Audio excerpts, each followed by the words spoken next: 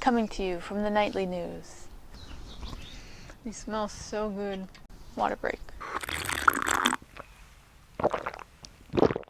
Hello, welcome to Butt Cancer Diaries, or Diary. I can't remember what I put. I'm in my backyard. I wanted to film outside because it's so nice out. And it's springtime, and last April I was diagnosed with colorectal cancer. So 2 years ago I noticed that I was digesting things differently. I was always a very regular person, and all of a sudden I wasn't. I would make up weird things, like I had a job where I was walking a lot, so sometimes like 5-8 miles a night, and I just thought maybe I was walking so much and that was causing things to be weird inside of me. And that's when I started exploring different diets, like gluten-free and the FODMAP diet, where you get rid of like gassy foods like onions and garlic, and maybe I thought I was lactose intolerant. I just couldn't figure out, nothing was really working. And so last November I decided to see a doctor about it. So I found a primary care doctor, and I went in and we talked about my diet. She told me not to eat so much corn, and she gave me a referral to a butt doctor. So fast forward to January 2nd or something, I went to go see him, and that was a very frustrating visit because I don't feel like he saw me for very long, and within 5 minutes he was like, well, you need a colonoscopy. And I was just like, it was just, I wasn't prepared for that. So he did look up me in like a tiny scope, and for that moment he saw nothing. So I remember coming home that day and I was so frustrated, and I immediately went to the bathroom, and there was, I should explain, so things were just weird for 2 years ago, but it wasn't till that November or that October I started passing a lot of blood and tissue, and I wasn't really going that much, but I had the urgency to go all the time, and it was not good. So that's what really prompted me, that like halted me in my footsteps. I was like, okay, I cannot go on, something is really wrong. So he didn't see any blood that day, but I came home and immediately there was blood everywhere. So it was like, I felt like I was going crazy. So I looked up how much a colonoscopy costs, and it was $3,000, and I called my insurance and they didn't want to cover it. And I was trying the wedding plan, and I was feeling extremely anxious about the whole thing. So I kind of, so then I started on like a financial, because at this point I wasn't working as much, because I was actually planning on getting pregnant at this time. So I was lightening my load and didn't have much income, so I thought I could qualify for some financial aid through the hospital. So it took like 3 months though to get that approved. So from January to March nothing really happened. I was just suffering and didn't know what to do, and I was honestly exercising every day, thinking I could just exercise the problems out of me, and eating right. I thought those two things and I'm good, and that wasn't the case. In March, I self-diagnosed myself and said, it's hemorrhoids, that's my problem. So I went to make an appointment to get them removed, or at least properly diagnosed. So I met with a nurse, and she took a scope up there. Although when I was telling her my symptoms, she said, that's not hemorrhoids. And I was like, ugh. So I was like, I don't know what to do. I don't know what's going on. So she took a scope up me, and she saw a bunch of blood. It was gushing down. It overwhelmed her so much that she sent me to the ER that day. And I sat there for hours, and they were like, I don't know why you're here. You need to do the prep first. You can't just get an emergency colonoscopy right now. And I went home and did the prep that following week. And so, the day of my colonoscopy, I'd never been put under before, so you get a twilight, and I was just expecting it to put me to sleep. I didn't quite understand what I was getting myself into, so I just laid there on the table with my eyes open, like, well, if I get sleepy, I'll close my eyes. And I had spent months, maybe years, wondering what was going on up my butt. So when it started, he had like the camera and he's bringing it towards me, and there's this giant screen in front of me. We're kind of like watching it all theater style, all the people in the room, and I can see my butt on the big screen, and it's getting bigger as he gets closer. And I was like, whoa, aren't you going to wait till I go to sleep? And they're like, oh, they were in there before I knew it. And all of a sudden I was seeing my colon on the TV, and it was a very kind of cool experience. It looked really good, really healthy. It was very pink all the way through. And then on the way out, and also you have no nerve endings past your initial butthole. So once you get past that hole, it's like they could be anywhere in your body. There is gas that they pump you through, so that's kind of uncomfortable. That was my biggest problem. So we're sitting there, and I'm watching my colon on the screen, and everything's looking good, and we are almost out of there, and all of a sudden we come upon this thing.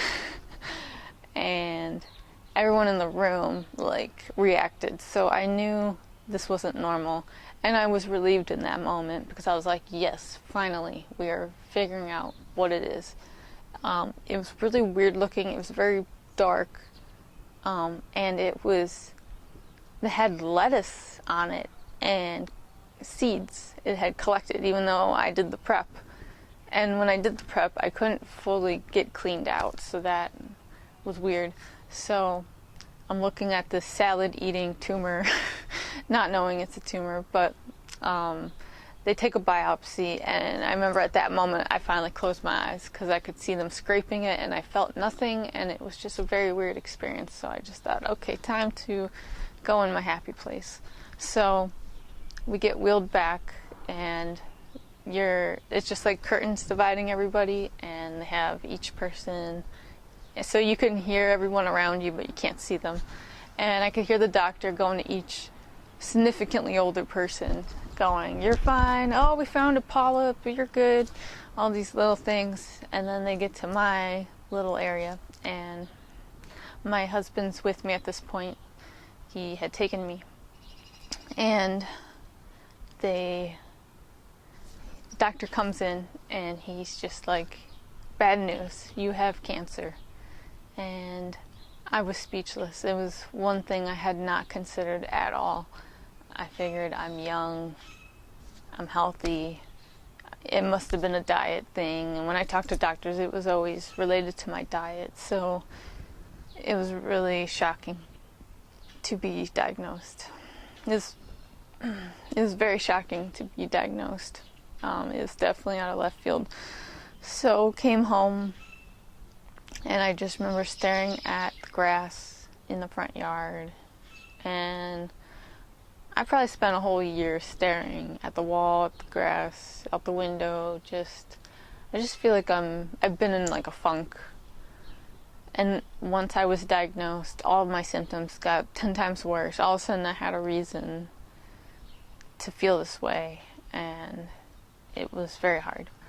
I'm diagnosed, and I'm haven't received any treatment yet. We're planning out the chemo schedule and the radiation, and they mentioned to me that I will be radiated down there, so I will lose my fertility.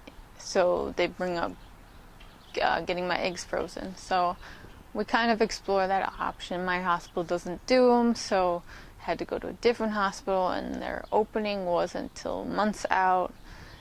And I was looking up the cost of it, and it was just very overwhelming. And I was going through so much at that point that I had always actually wanted to adopt. So it kind of just made sense to let that go.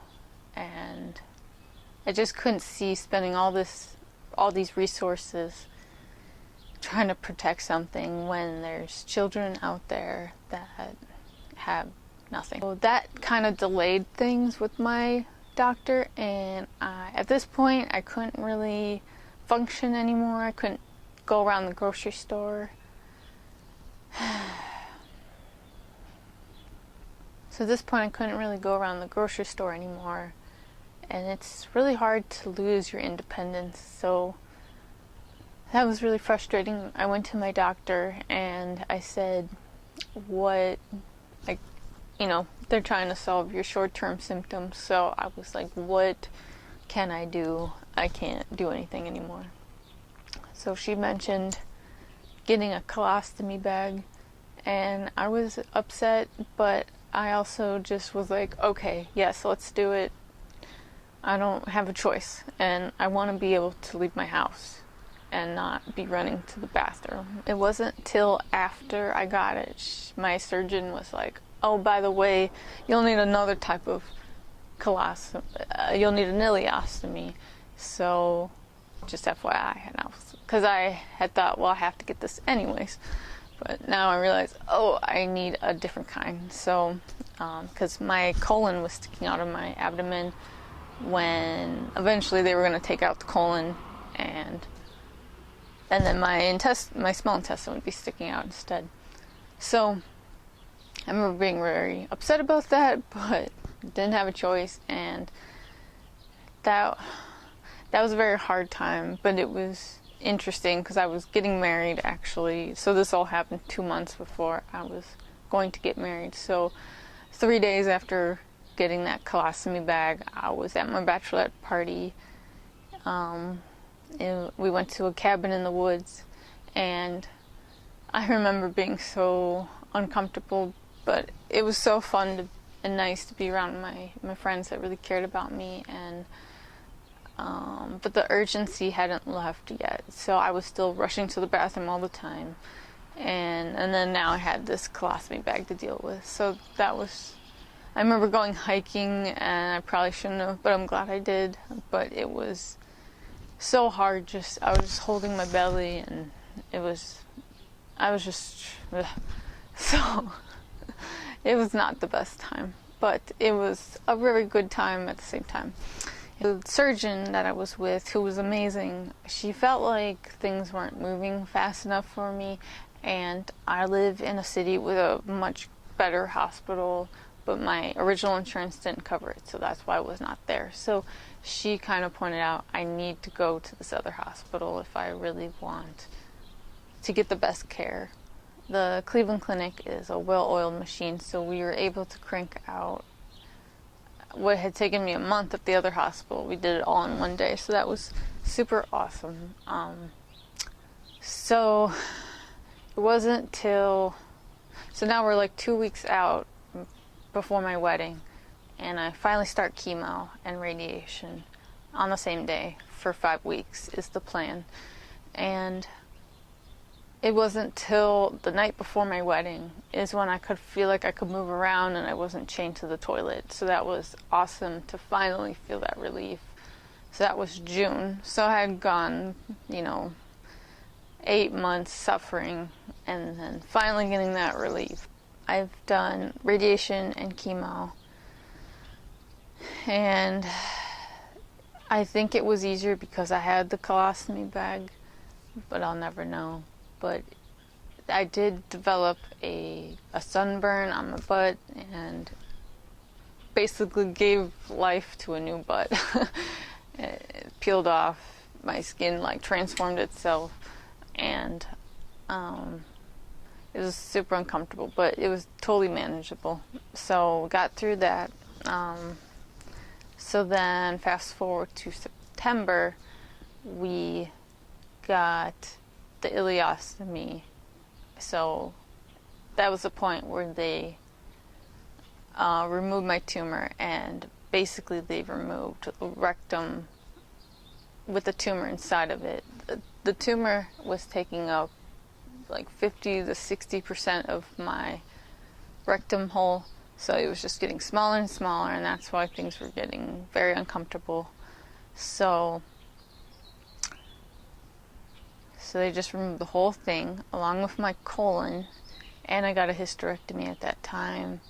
I wasn't ovulating anyways ever since I had the radiation, so we got rid of all that.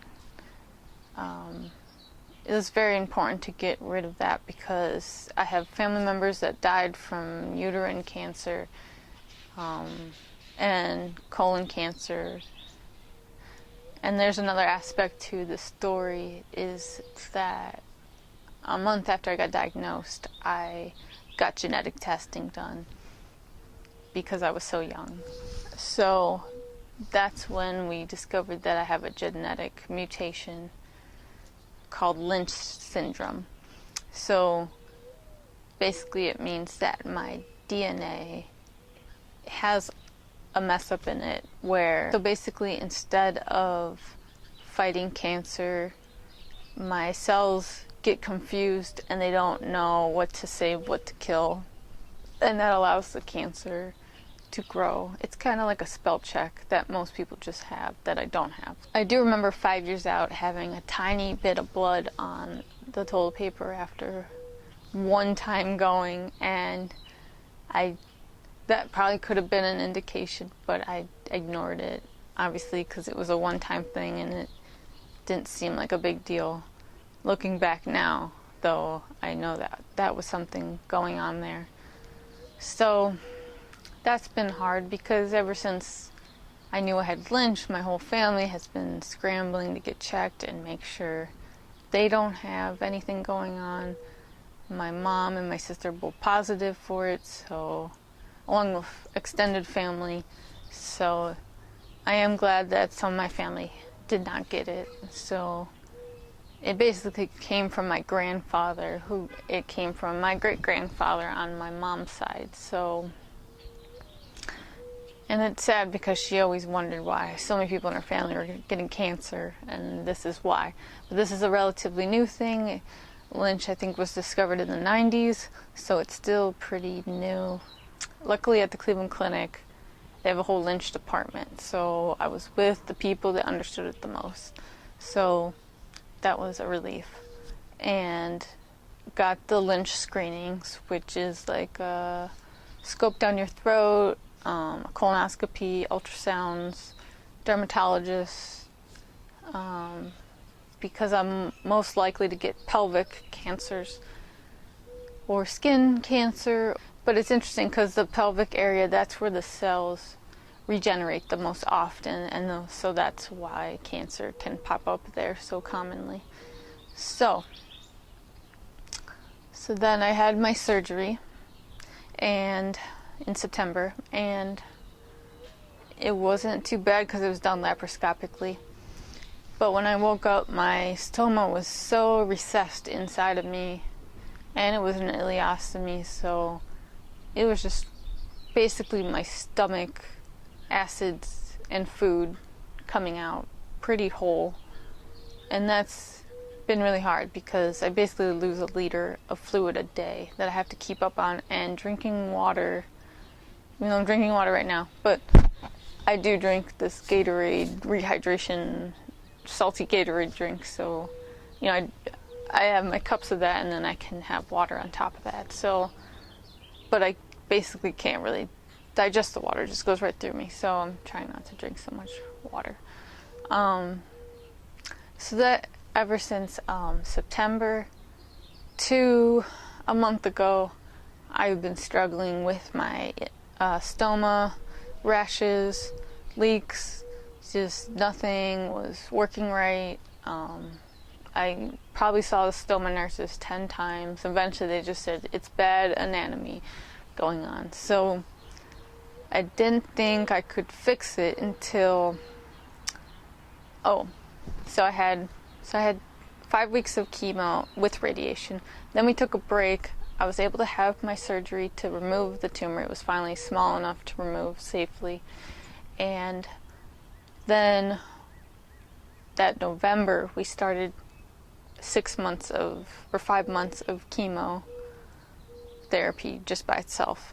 And they warned me that it would be harder because before I was just getting an infusion of Folifox, and I was getting that again, but on top of that I was getting oxyplatin, which is like my least favorite thing. So that was very difficult because I got neuropathy from that, and it was just a whole experience. It made me feel terrible. Like the day that I got it, my voice could change. This is my voice after chemo. I'm going to drink some tea. I'm gonna drink some tea. I can't raise my voice very loud, but I'm going to drink some tea. I can't say the word tea. Tea. Tea. Okay. Tea. I can't say it. Okay. I think this is good enough for you. So you can see it's just getting worse. On my last day of chemotherapy, I got rushed to the ER because I just couldn't function anymore again. And we had to have emergency surgery at 1 a.m. that night because they did an x-ray and found that my intestines was coiled up around my stoma, and it was pulling my stoma in. So it was getting more recessed all the time. I mean, sometimes it was like an innie, and I was just like, oh my gosh, is this, what's going on? So we had surgery, and I got a new stoma. So this was now my third stoma surgery, and she was able to coil it back in and then bring it out more. And then also, I forgot to mention that in my surgery in September, I got a jpouch. So they turned my small intestines into a colon, and it's in the shape of a J, and it should act like a colon over time, but at first it's going to be a little rough. So that's just healing, and in the meantime I have the ileostomy to go to the bathroom. And so that J pouch was actually like floating around in me. It wasn't where it needed to be in my pelvic floor. So she was able to put that back into place. And at first they had exploratory laparoscopic surgery, and then she had to like go in, cut me open, and fix things. So I woke up with like 16 staples that I was told I had to remove myself. So I had to remove these staples that were inside of me. That was not fun, but it was an amazing feeling afterwards. I was like, I could do anything. So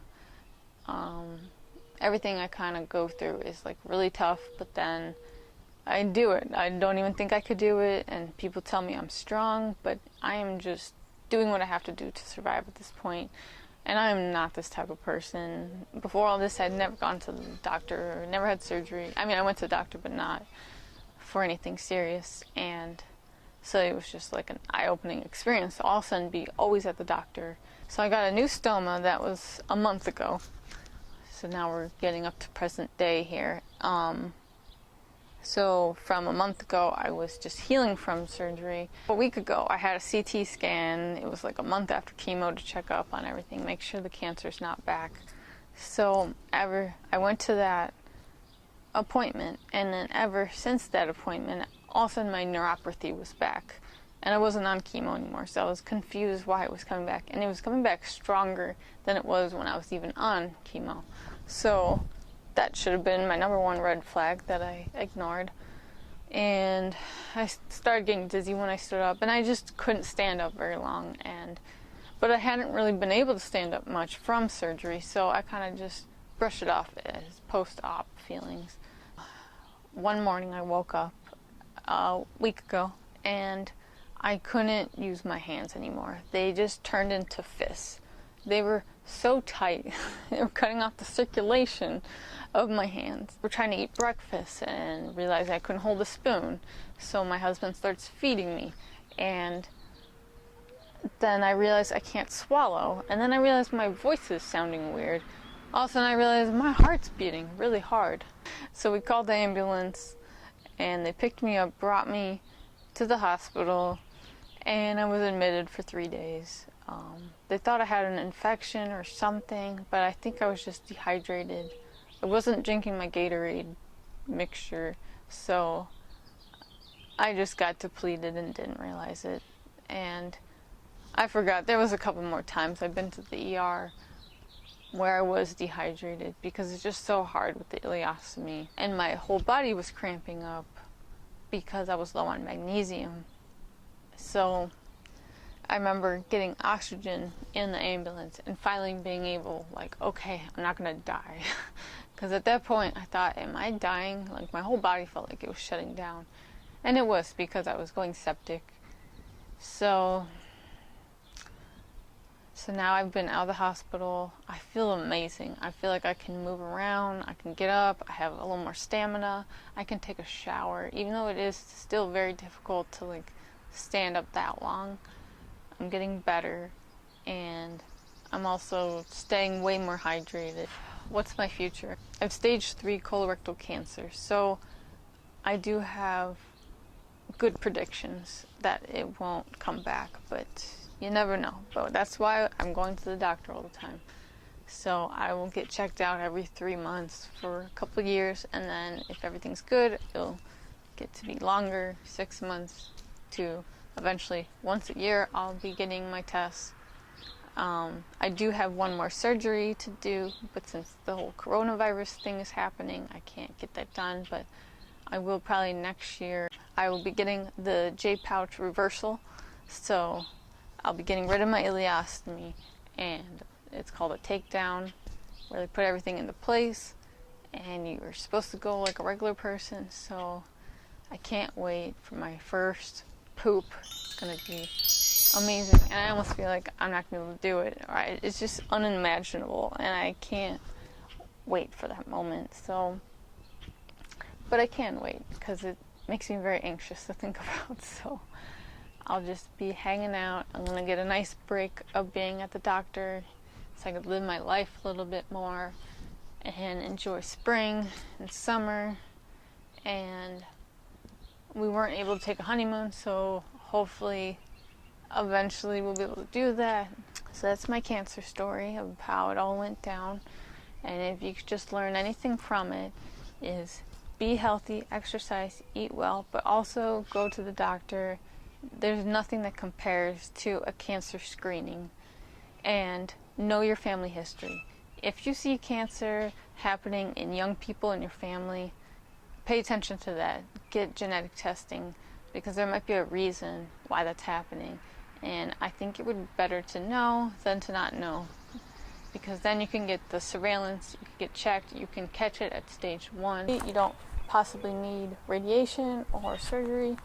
So unless you want all the bells and whistles, then get checked early, be proactive, take care of your temple. You only have one body. Thank you all for listening, and have a good day.